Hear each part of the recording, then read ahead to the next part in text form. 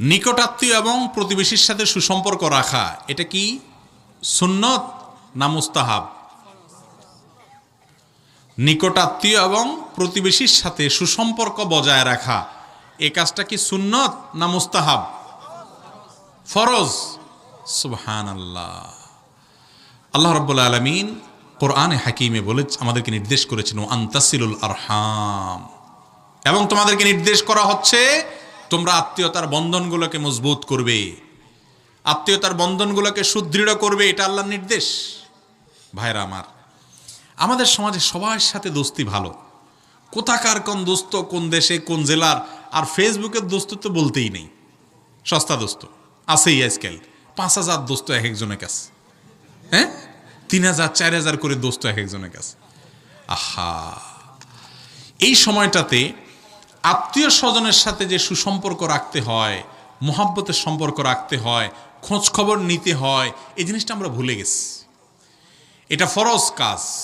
আত্মীয়তার সম্পর্ক রক্ষা করা কি ভাই? ফরজ।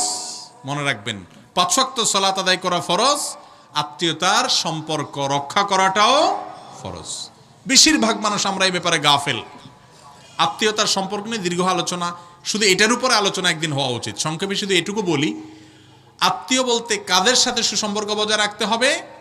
বাপের দিককার এবং মায়ের দিককার যে সমস্ত আত্মীয়রা আসেন, বিশেষ করে তাদের, অর্থাৎ আপনার চাচা, আপনার ভাই বোন তো শুরুতেই, মা বাপ ভাই বোন তারা তো আছেনই, এর পাশাপাশি চাচা, চাচাতো ভাই বোন, ফুফু, ফুফাতো ভাই বোন, এদের সাথে সুসম্পর্ক রাখতে হবে। আজকাল আমরা বেশিরভাগ লোক ফুফুদের সাথে যোগাযোগে আমরা অনেক দুর্বল, তাই না? খোঁজ খবরই নেই। ফুফাতো ভাই বা ফুফু, চাচাতো ভাই বোনের সাথে তো পারলে জমি নিয়ে, আইল নিয়ে ঠেলাঠেলিই থাকে, ঠিক না বে ঠিক? অথচ তারা আত্মীয়, রক্তের সম্পর্কের কারণে তাদের সাথে কি রাখতে হয়? সুসম্পর্ক বজায় রাখা ফরজ। যদি তারা আপনার সাথে দুর্ব্যবহার করে, তারপরে আপনার চেষ্টা থাকতে হবে আপনার পক্ষ থেকে যেন ত্রুটিটা না হয়। তারপরে সে করলে তারটা সে আল্লাহর কাছে বুঝবে। কথা কি বুঝাতে পারছি? এখন আমার এই ভাই প্রশ্ন করেছেন যে প্রতিবেশীর সাথে আত্মীয় স্বজনের সাথে সুসম্পর্ক রাখার গুরুত্ব নিয়ে বলেন। গুরুত্ব নিয়ে তো বলতে গেলে অনেক সময় বলবো, শুধু এটুকু বলি, আত্মীয়ের সাথে যদি কেউ সম্পর্ক ছিন্ন করে, নবী আলাইহিস সালাম বলেছেন লা ইয়াদখুলুল জান্নাতা কাতিআ, জান্নাতে কয়েকটা শ্রেণী মানুষের জন্য নো এন্ট্রি করা আছে, এরা ঢুকতে পারবে না।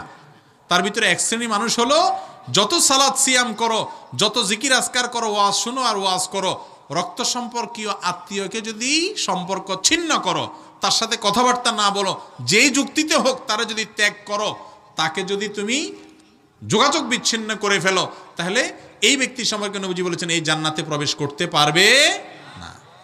কত বড় ব্যাপার চিন্তা করছেন? আত্মীয় স্বজনের খোঁজ খবর নেবেন তো ইনশাআল্লাহ। ভাই, একসাথে থাকতে গেলে মনোমালিন্য হবে, বোঝাপড়ার গরমিল হবে, হইতেই পারে। তারপরেও সম্পর্ক কি করা যাবে না? ছিন্ন করা। মনের কষ্ট থাকতে পারে, কিন্তু কথা বলবো না, চিরতরে যোগাযোগ রাখবেন, এটা করা যাবে না। 3 দিন রাগ করে থাকতে পারেন, ঠিক আছে, কথা বললাম না, কিন্তু এর বেশি করা কি হবে না? জায়েজ হবে না। এটা আমরা অনেকে বুঝি না। আর প্রতিবেশী, আল্লাহু আকবার, প্রতিবেশীর সাথে দেখেন, আমি একটা কথা সবসময় বলি, আমরা কোরআন হাদিস যতটা বুঝি, ইবলিসের চেয়ে একটু বেশি বুঝি। কারণ কি? কারণ আমাদের কাজ জান্নাতে যাওয়া, আর ইবলিসের কাজ হলো আমাদেরকে কোথায় নেওয়া? জাহান্নামে নেওয়া। সে আমাদের শত্রু, আমাদের বাপ আদমের শত্রু। আমাদের বাপ আদমকে সেজদা না করার কারণে আল্লাহ জান্নাত থেকে বের করে দিছে। এই জন্য সে ওর পথ থেকে শত্রুতা শুরু করছে। আল্লাহ তাকে সে সুযোগ দিছে আমাদের পরীক্ষার জন্য। এখন দেখবেন আপনি, যেটা আপনার জন্য বেশি উপকারী, ইবলিস আপনার থেকে ওইটা সরায় দিবে, আপনাকে ওটা করতে দিবে না।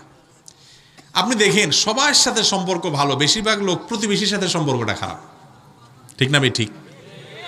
পাশের বাড়ির লোক, পাশের ঘরের লোক, মুরগি নিয়া, হাঁস নিয়া, এটা নিয়া, সেটা নিয়া, যেন তেন বিষয় নিয়া ঝগড়াঝাটি লেগেই থাকে, ঠিক না ভাই ঠিক? ওই দূরের লোকের সাথে ঠিকই সম্পর্ক ভালো, অথচ যে আপনার প্রতিবেশী, যে আপনার কাছের লোক, তার সাথে আপনার সুসম্পর্ক থাকতে হবে, তার সাথে আপনার ভালো সম্পর্ক থাকতে হবে। নবী করিম সাল্লাল্লাহু আলাইহি ওয়াসাল্লাম বলেছেন, জিবরিল আমাকে বারবার, ফেরেশতা জিবরিল আয়েশা বলতেছিলেন যে আপনি প্রতিবেশীর সম্পর্কে দায়িত্বশীল হন, সচেতন হন। এত বেশি বলতেছিল, আমার মনে হচ্ছিল যে কখন না জানে জিবরিল আয়েশা বলে আপনি মারা গেলে আপনার সম্পদে প্রতিবেশীর ভাগ থাকবে। এরকম মনে হচ্ছিল আমার কাছে, এত বেশি গুরুত্ব দেওয়া হচ্ছিল। তিনি বলেছেন, লা ইউমিনু আহাদুকুম, তোমাদের কেউ ততক্ষণ পর্যন্ত পূর্ণাঙ্গ ইমানদার হতে পারবে না, মাল্লা ইয়ামানু জারুহু বাওয়াইকাহু, যে ব্যক্তির ক্ষতি থেকে, অনিষ্ট থেকে তার প্রতিবেশী নিরাপদে থাকতে পারে না। এই জন্য ভাইরা, প্রতিবেশীর সাথে সম্পর্ক ভালো রাখবো তো ইনশাআল্লাহ। আগে থেকে সম্পর্ক খারাপ আছে, অভিমান, রাগ সব জান্নাতে যাওয়ার আশায়, আল্লাহকে খুশি করার আশায়, মালিককে সন্তুষ্ট করার আশায় সব কোরবানি করে দিয়ে হাসি মুখে তার সাথে মিশবেন। একটু ছোট হবেন কিন্তু আল্লাহর কাছে বড় হবেন। করা যাবে তো ইনশাআল্লাহ? আল্লাহ তাআলা তৌফিক দান করুন। এরপরে মানুষের সাথে ভালো ব্যবহারের গুরুত্ব সম্পর্কে বলুন। মানুষের সাথে ভালো ব্যবহারের গুরুত্ব সম্পর্কেও অনেক লম্বা আলোচনা করতে হবে। শুধু সংক্ষেপে এটুকু বলি, যেই ব্যক্তির আচরণ যত ভালো, যে ব্যক্তির আখলাক যত ভালো, তার কিয়ামতের দিন নেকামলে পাল্লা তত ভারী হবে। নবী করিম সাল্লাল্লাহু আলাইহি সাল্লাম বলেছেন তিরমিজি বর্ণিত হাদিসে, মা মিন আমালিন আসকালু ইয়াউমাল আসকালু মা মিন আমালিন আসকালু মিন হুসনিল খুলকি ইয়াউমাল কিয়ামাতি ফিল মিজান, আও কামা ক্বালা আলাইহিস সালাতু ওয়াস সালাম।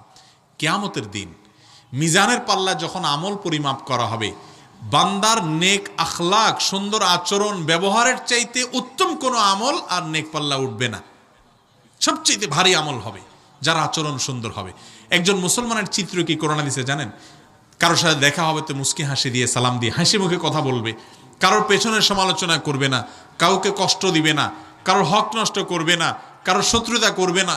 এই সব ভালো গুণগুলা হলেই সে ব্যক্তি খাঁটি মুসলমান, আসল মুসলমান। আমরা সবাই উপর দিয়ে গেট আপ সেট আপটা মুসলমানের লাগাই, কিন্তু আখলাক আচরণ সব, মানুষ তো দূরের কথা, মুসলমান তো দূরের কথা, ওই পশু পাখির মতো। ঠিক না ভাই? ঠিক। আল্লাহ তাআলা আমাদেরকে উত্তম আচরণ আল্লাহ মানুষ হওয়ার তৌফিক দান করুন। 7 দিনের পরে আকিকা করা যাবে কি না? 7 দিনের পরে আকিকা করার বিষয়ে ওলামা একরামের দুটি মত আছে।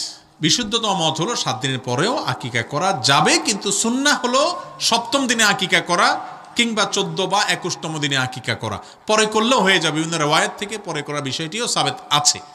কিন্তু সুন্নাহ হলো কি 7ম দিনে, জন্মের 7ম দিনে, কিংবা 14তম দিনে, কিংবা 21তম দিনে করা। এরপরে প্রশ্ন হলো, অল্প বয়সে মাথার চুল পাকলে কলপ করা যাবে কিনা? অল্প বয়স হোক আর বেশি বয়স হোক, চুল যদি পেকে যায়, নবী আলাইহিস সালাম বলেছেন, জান্নিবু গায়্যিরু হাযা শাইবা ওয়া জান্নিবুহু সিওয়াদ, তোমাদের চুল দাড়ি পেকে গেলে এটাকে কালারফুল করো, পাকা সাদা রাখি দিও না। বিশেষ করে যখন সব পেকে যায় সেগুলোর কথা বলা হচ্ছে। ধবধবে সাদা, এরকম শুধু সাদা রেখো না, এটাকে কালারফুল করো। ইয়াহুদিরা শুধু সাদা রাখে, তাদের থেকে ব্যতিক্রম করতে হবে। তো কালারফুল করতে গিয়ে আবার দেখিও ব্ল্যাক করিও না, কালো করা যাবে না। ওয়াজান্নিবুহু সিওয়াদ, কিন্তু কালো কালার করা যাবে না। কালো করা যাবে না কেন? আল্লাহ ভালো জানে। একটা হিকমত এটাও, কালো করলে বিশেষ করে বয়স্করা যখন কালো করেন তখন ওটা জোয়ান সাজার জন্য হয়, আছে না নাই? জোয়ান সাজার জন্য। কিন্তু বেচারা পারে না, তো এদিক দিয়ে কালো করে, এদিক দিয়ে আবার গোড়াতে বাইরে হয়ে যায়, তার গোমর ফাঁস হয়ে যায়। ঠিক না? চেষ্টা করে একটু জোয়ান সাজতে, কিন্তু বেচারা 2-4 দিন পারে, কয়দিন পরে আস্তে করে গোড়ার থেকে আবার গজায়, বোঝা যায় 2 নম্বরই করছে।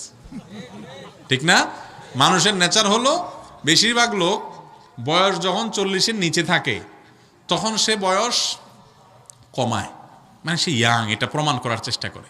না না, আমার দাড়ি চুল সাদা হয়েছে কিছু, আমি ইয়াং মানুষ। আর 40 পার হয়ে গেলে তখন আবার বয়স বাড়ানোর চেষ্টা করে।